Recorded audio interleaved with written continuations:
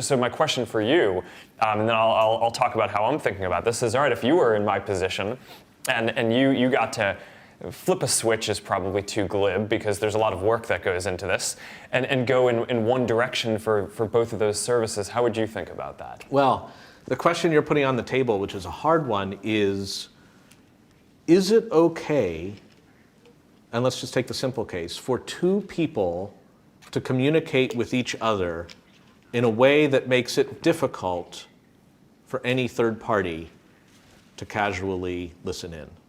Is that okay?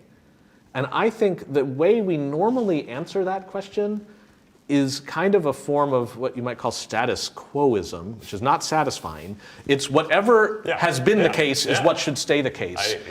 And so for WhatsApp, it's like, right now, WhatsApp, as I understand it, you could correct me if I'm wrong, is pretty hard to get into. If Facebook, it's fully intent encrypted. Right. So if Facebook gets handed a subpoena or a warrant or something from name your favorite country, and you're just like, thank you for playing. We have nothing for you. Yeah. We've had employees thrown in jail because we have gotten court orders that we have to turn over data that we wouldn't probably anyway, but we can't because it's encrypted. Yes.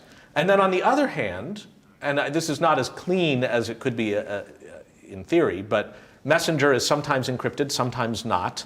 If it doesn't happen to have been encrypted by the users, then that subpoena could work. And more than that, there could start to be some automated systems, either on Facebook's own initiative or under pressure from governments in the general case, not a specific warrant, to say, hey, if the following phrases appear, if there's some telltale that says this is somebody going after a kid for exploitation, it should be forwarded up.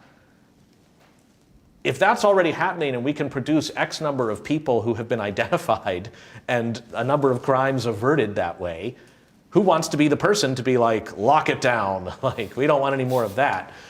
But I guess to put myself now to your question, when I look out over years rather than just weeks or months, the ability to casually peek at any conversation going on between two people or among a small group of people, or even to have a machine do it for you. So you can just set your alert list, crudely speaking, and get stuff back.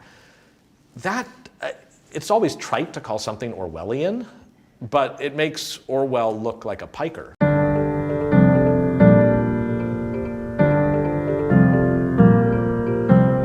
Artificial intelligence is one label for it, but another label for it is just forms of systems that evolve under their own rules in ways that might be unexpected even to the creator of those systems, that will be used in some way to substitute for human agency in a lot of instances.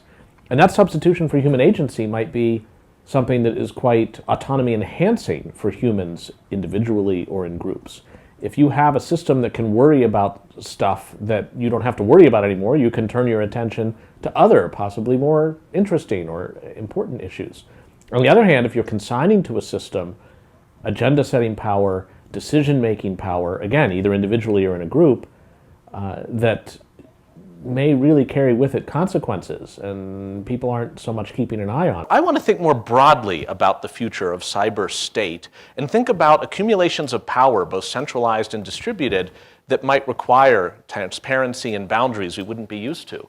Anything ranging from Google Glass or whatever its successors might be, so that we could find ourselves live streaming out of this room at all times and have that telemetry automatically categorized as to with whom we're having conversations.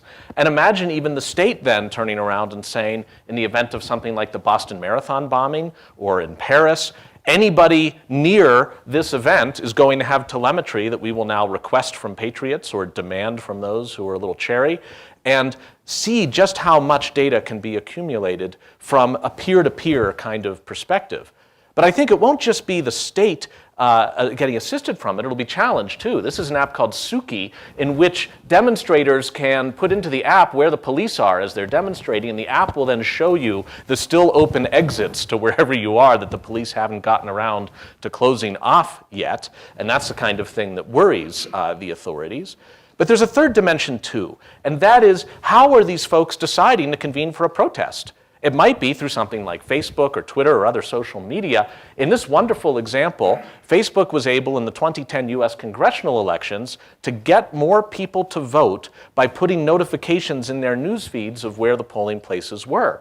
Now, they could do it selectively, and they've got a lot of data by which to do that. Here's Facebook able to predict when two Facebook users are about to enter into a romantic relationship before either of the people apparently knows. And you could imagine Facebook, hypothetically, tweaking the feeds to encourage the people to come together by showing their good sides, or maybe if they don't belong together, pushing them apart, and they shall never be. Ultimately, I'd push a model, and the word is not the best word, but fiduciary, a fiduciary model, and it's a word that basically means a duty of loyalty and care to put the interests of the person that you're in privity with and whom you're learning a ton about, and you're filling their news feed with news that might excite them or depress them, to do that in a way that puts their interests ahead of yours. And it may be hard to know when you're doing it. It's easier to know when you're not doing it. And if you're doing something that's designed only to elicit the people on Facebook that might vote the way that Mark Zuckerberg wants them to vote, hypothetically speaking, and only alerting, say, those folks that it's election day, and for the others you show them the picture of the cat, that's not being a good fiduciary.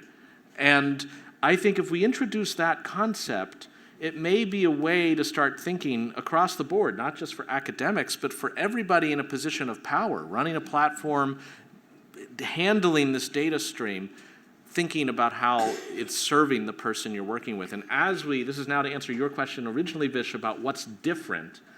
What's different is the prospect of what we loosely call AI, and I mean it in the narrow sense, not the general AI sense of Her or HAL 9000. But I mean in the narrow sense of an AI that can exquisitely find out when somebody is feeling really down. And a fiduciary would say, all right, you're feeling down, first you should be aware of that. Just so you know, we've noticed this is not your baseline.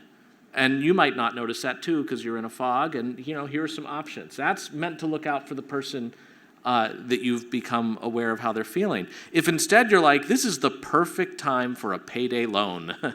We're just going to send you an ad right now to unload, at 9% interest, and no one else will see it. This is a special offer just for you. Ralph Nader isn't there to, vindicate your interests, or the Attorney General.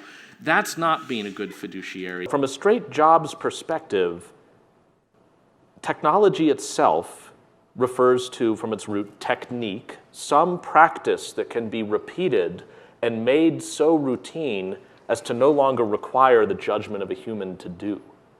And we've come up with a lot of good techniques over the years that we then reify into an object that can do it.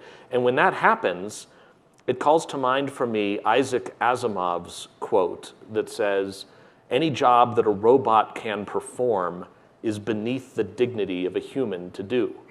Now, I'm not sure I agree with Isaac Asimov. There's plenty of stuff I still choose to do, like perhaps bake some bread. Now, maybe it pops out of a can at first, and I just put it in the oven. I should say prepare some bread. But even that is something now that could be done through technique and technology, but there might be some reason to do it. But to find myself having to earn my livelihood doing it and finding the result artisanally, it may turn out no better than what the technology can do, that does strike me as the kind of job that, of course, technology is designed to displace. And I wouldn't begrudge the person who's been relying on that job anxiety about losing it. But it confronts us not with the question of how do we keep the technology in the bottle, but how do we make sure that what the technology does is actually meaningfully of the same quality as what came before, and that the person who might be displaced has a set of things that he or she can do to still find meaningful work.